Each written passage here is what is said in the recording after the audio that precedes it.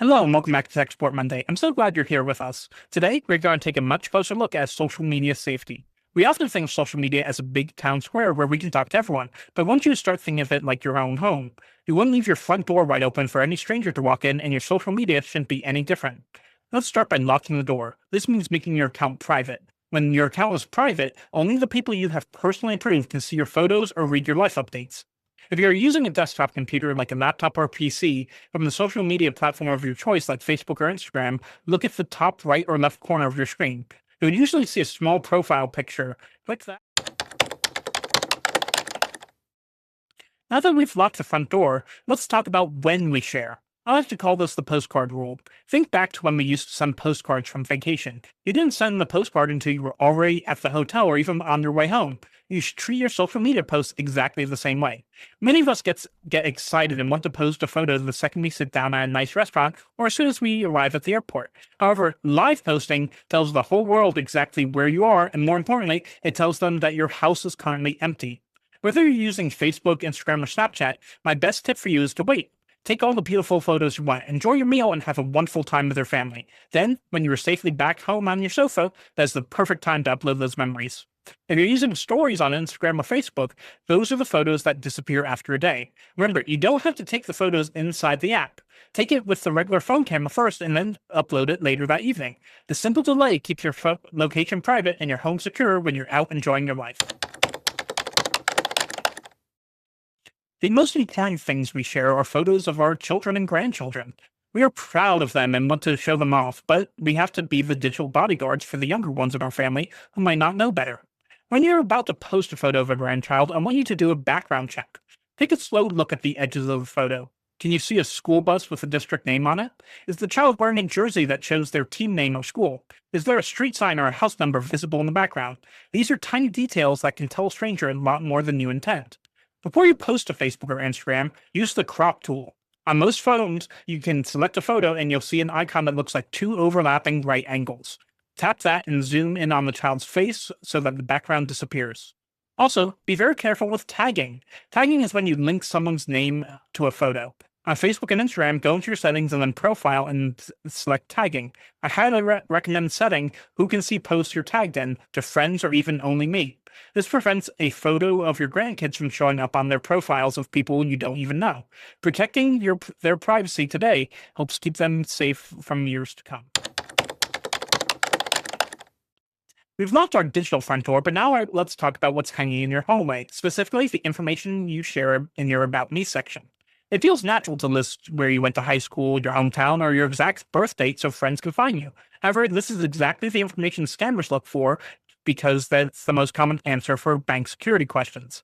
On Facebook using a desktop, go to your own profile and click on the About tab under your cover photo. Look for things like work and education or places lived. Next to each of them, you'll see a small icon. It might look like a tiny globe or two people. Click that icon and change it to Only Me. This way, the info is still there for your records, but it's hidden for everyone else. On the Facebook app, you can tap your profile picture and tap See About Me info. Scroll down into each section and tap Edit and look for the privacy icon to switch it to Only Me. On Instagram and TikTok, these platforms usually don't list out your schools on the list, but they do have a bio section. That's a short description under your name. If you have your hometown or birthday written there, tap the Edit profile and simply delete the text. On Snapchat, tap the gear icon and look for birthday so you can actually uncheck the birthday party box so your age and date aren't broadcasted to everyone. Remember, the less a stranger knows about your past, the safer your future is.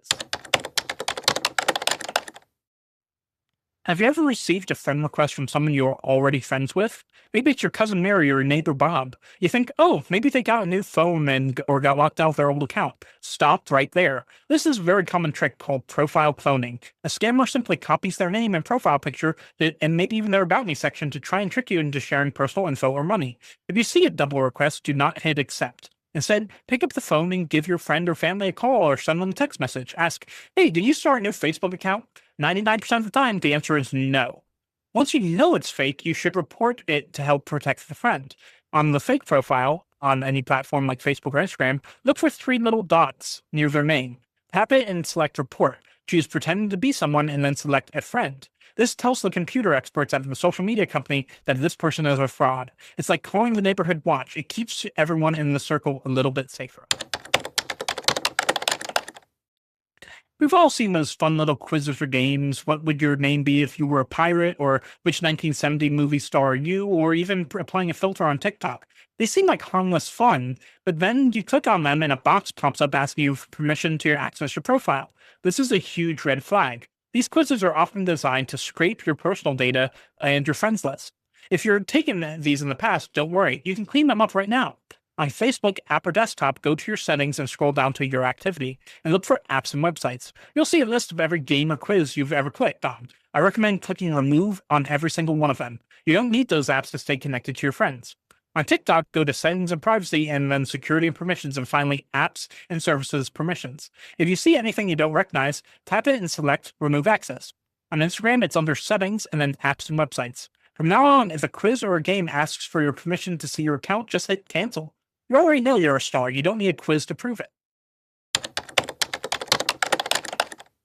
This next tip is one that most people don't think about until it's too late, but it's one of the most important things that you can do for your family. Think of it as your digital will. Most social media platforms and even your smartphone have a feature that allows you to choose a legacy contact. This is a trusted friend or family member who can look at after your photos or memories if something were to ever happen to you. It ensures that your family won't be locked out of those precious digital photo albums forever. On Facebook in the desktop or app, go into your settings and look for account ownership and control or memorialization settings. You can choose one person from your friend list to be your legacy contact. They won't be able to read your private messages or post as you, but they can manage your Trippy page and download a copy of your photos you've shared so they stay in the family. If you use an iPhone, you can do this for your whole phone. Go to your settings and tap on the name at the very top and then tap password and security and look for the words legacy contact. You can add a family member right there and your phone will give them special digital keys to help keep their records. Taking 5 minutes to set this up today is a wonderful gift for your loved ones. It means that they will always have access to your memories you've worked so hard to share.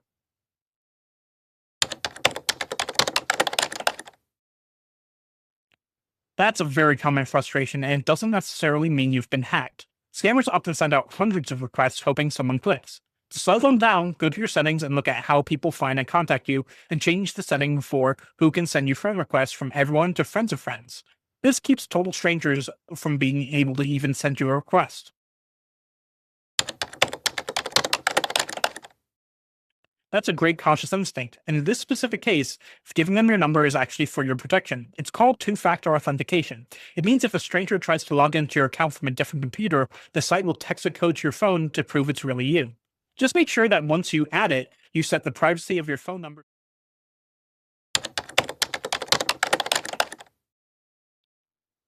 You can actually fix this without saying a word. If you go into your settings and look for profile and tagging, turn on the option that says review posts you're tagged in before the post appears on your profile.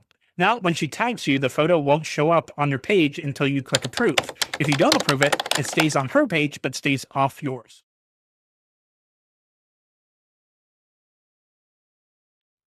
That's a very smart question. Public Wi Fi is a bit like a public park. It's not very private.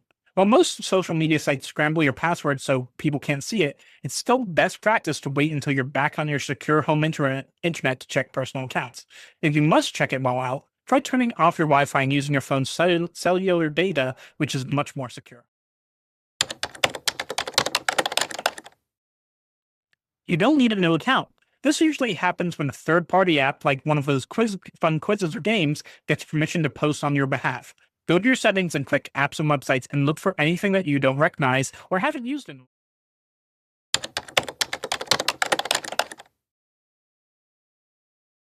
We covered a lot today, from locking your digital front door with privacy settings to avoiding those sneaky clone profiles and fake quizzes. I know it can feel like a lot to remember, but here's the good news. You don't have to do it all at once. Even just picking one thing from this video, like setting your vacation photos to private, makes you that much safer than you were yesterday. Technology is just a tool, and you are the one in charge of it. Don't let it overwhelm you. If you found these tips helpful, please hit that like button and subscribe to our channel. It helps us reach more people who might be feeling lost in the digital world. And I want to hear from you. What part of social media is still confusing? Do you have any questions about a specific button or message you received? Please leave a comment below with your questions, and I'll be reading them all, and we might even be featuring it in our next Tech Support Wednesday video. And finally, if you're looking to build a website of your own but don't want to deal with the technical headaches, we are here to help. At 123mapwebsites.com, we make the process as easy as following a map. No tech skills required. Thanks for joining me. Stay safe, stay connected, and I'll see you in the next video.